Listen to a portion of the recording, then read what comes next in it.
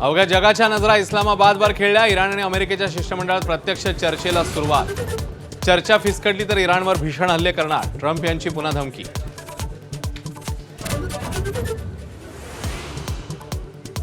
इराणची परदेशातील गोठवलेली मालमत्ता मुक्त करावी, इराणची अमेरिकेसमोर प्रमुख अट। इराणवरचे कोणतेही आर्थिक निर्बंध उठवणार नाही, अमेरिकेची ताठर भूमिका।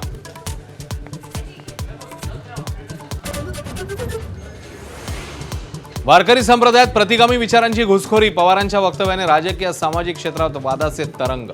सत्ताधारी आक्रमक तर मवियाकडून पाठराखण।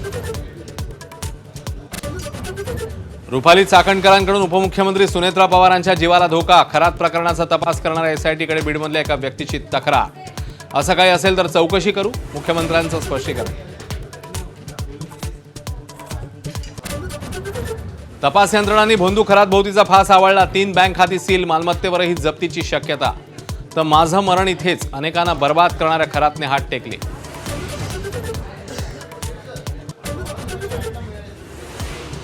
विभाग चालवायला महिला नको म्हणत डावललं गेलं, आयएएस अधिकारी मनीषा म्हैसकरांच्या लेखामध्ये आरोप। 2023 मधील शिंदे सरकारवर बोट, तर संदर्भ वगळून वक्तव्य वापरल्याचं म्हैसकरांनी सांगितलं, मुख्यमंत्र्यांचं स्पष्टीकरण।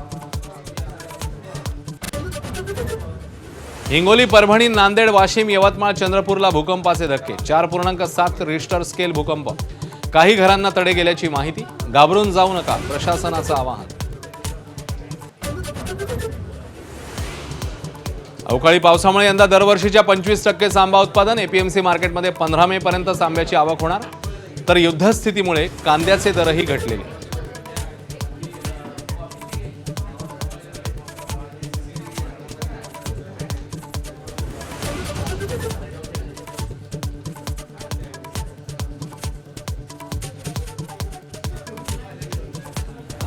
Headlines brought to you by चितळेंची बाकरवडी, एकदम खास, कारण चवीला भारी आणि पाम ऑइल अजिबात नाही। एबीपी माझा, उघडा डोळे बघा नीट।